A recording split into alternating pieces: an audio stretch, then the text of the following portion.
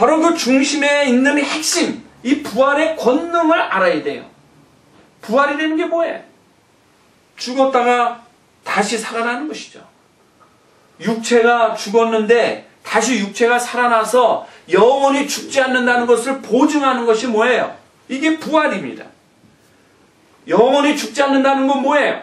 영생을 누리는 축복을 얻게 됐다는 것이죠. 다시 말하면 죽음에 대한 승리, 다시는 죽음을 경험하지 않는 것, 이것이 바로 부활의 권능이에요. 이 부활의 권능을 믿고 나갈 때 비로소 잠자는 자들의 첫 열매가 되신 예수 그리스도를 알게 된다. 이렇게 오늘 본문이 말씀을 하고 있습니다. 그렇다면 이 부활의 권능을 믿고 알고 나간다. 여기에는 반드시 고난에 참여하는 것이 따라와야 된다라고 말합니다. 예수님의 부활의 권능은 어느 날 갑자기 일어난 게 아니에요. 그분이 십자가의 고난을 능히 감당하고 이겨나는 온갖 고초를 겪었을 때 비로소 부활의 권능이 일어났다는 사실을 우리는 알고 있습니다. 그러니까 우리가 그리스도를 알려 한다는 말은 부활의 권능을 믿어야 돼요. 내가 죽어도 산다는 사실을 믿어야 돼요. 그리고 살아서 영원히 죽지 않는다고 하는 영생에 대한 확신을 믿어야 돼. 근데 중요한 거는 이 부활의 권능을 믿는 과정에는 고난이 따라올 수 있다는 것이죠. 예수님의 십자가의 고난과 같은 견딜 수 없는 어려움이 우리에게로 찾아올 수 있다는 것이죠. 그러나 그 고난도 능히 내가 감당하고 그 고난에 참여하여 예수님의 십자가를 바라보고 깨닫고 느끼는 일을 내가 겪고 나야 비로소 부활의 권능을 내가 깨닫게 된다는 사실을 여기서 말씀을 하고 있습니다. 우리가 가끔씩 자녀들이 학교 다니다가 상을 받을 때가 있어요. 그래서 상 받는 날 가족들을 오라 그래서 가보면 내 마음이 그렇게 기쁘고 즐거울 수가 없어요. 그런데 이거에 거꾸로 자식이 학교 다니다가 말썽을 부려가지고 잘못을 했어요. 잘못을 해가지고 선생님이 혼내려고 부모님을 오라 그럽니다. 그때 부모의 마음이 얼마나 괴롭고 아픈지 몰라요. 왜 자식이 상 받을 때는 기쁘고 자식이 잘못해서 혼날 때는 마음이 아프죠? 왜 그래요? 그 부모가 자식을 사랑하기 때문에 그래요. 그리고 그 자식이 온갖 고초를 겪고 어려움에 빠져 있을 때 이 부모는 어때요? 그 아이의 고통과 고난에 같이 동참을 해요.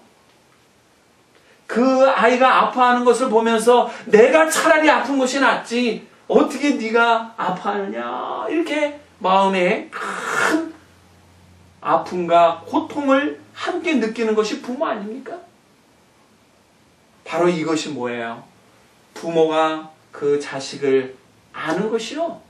또 그 자식이 부모를 깨달아가는 과정인 것을 볼 수가 있습니다.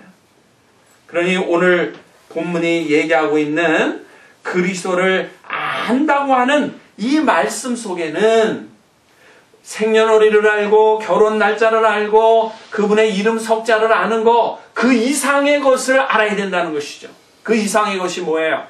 그분의 사랑을 느껴야 됩니다. 그분의 사랑을 깨달아야 된다 이 말이에요. 그분의 사랑을 알고 그분의 사랑을 깨닫는 그 순간에는 그분의 고난도 내가 능히 참여할 수 있는 확신이 생기는 거예요.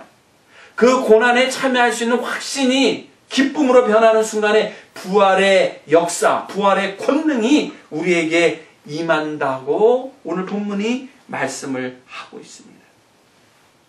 오늘 본문의 11절은 뭐라고 얘기하죠?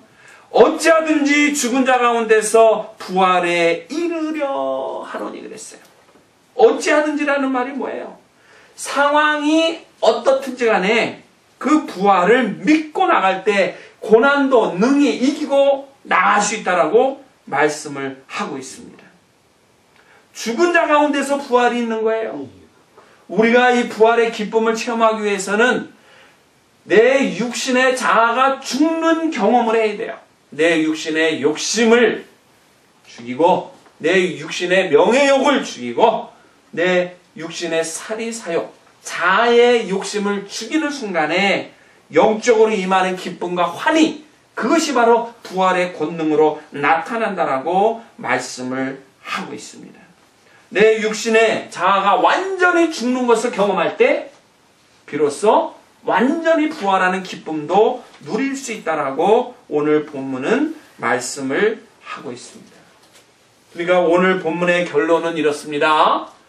예수 그리스도를 알려면 첫째로 그분의 사랑을 알아야 돼요. 그분의 사랑의 깊이와 넓이를 내가 느껴야 돼요. 그 사랑을 느끼는 순간에 부활의 권능을 믿게 된다고 그랬어요. 부활의 권능을 믿고 살아가는 자는 어떤 고난도 능히 이겨나가는 힘을 공급받게 되고, 그 고난도 내가 괴로움이나 시험으로 받는 것이 아니고 하나님이 주신 은혜의 선물로 받아서 고난도 기쁘게 이겨나간다 이 말이에요. 여러분, 우리가 어떤 일을 기쁘게 하면은 힘든 게 없어요. 어떤 일을 감사함으로 나가면은 불평이 없어요. 내가 좀 육신이 힘들고 어렵고 땀을 흘려도 그것이 내가 기쁜 마음으로 하는 거고 감사하는 마음으로 할 때는 그게 나에게 짐이 안 돼요. 그것이 나에게 선물이에요. 아이고, 나에게 이렇게 좋은 일거리를 줘서, 응? 아이들 목욕도 시켜주고 어르신들 목욕도 시켜주고 할렐루야, 너무 좋다. 이게 기쁨이요, 선물이에요. 그런데 감사와 기쁨이 없이 하면 어떻게 돼요? 짜증과 불평이죠. 왜 이런 것만 나한테 맡기느냐? 왜 이렇게 힘든 것만 나에게 맡기느냐? 예? 다른 사람하고 비교하고 불평하게 되는 것이죠. 그렇습니다. 우리가 누구를 안다는 것은 그분을 통째로 사랑하는 거예요.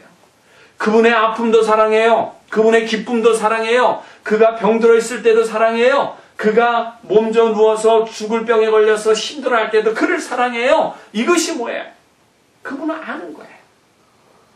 그리스도를 안다고 하는 것은 바로 이런 것을 포함한다는 사실을 다시 한번 내 마음에 확인을 하고, 정말 내가 그리스도를 알고 있는가? 정말 그분을 믿고 그분을 의지하고 그분의 사랑을 느끼고 있는가? 그 사랑 안에서 부활의 권능을 믿고 부활의 산소망을 갖고 있는가? 그러기에 내가 이 땅에 사는 동안에 어떠한 고난과 고초도 능히 주님이 주시는 선물로 받고 기쁨으로 이겨나갈 수 있는가?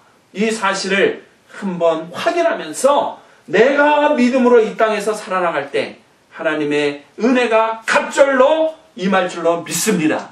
그때 그리스도를 알고 그 사랑 안에 풍덩 빠져서 할렐루야 주님을 찬양하며 사도 바울처럼 옥중에서도 찬송과 기도가 끊이지 않는 영적인 축복을 우리도 함께 누리게 될 줄로 믿습니다.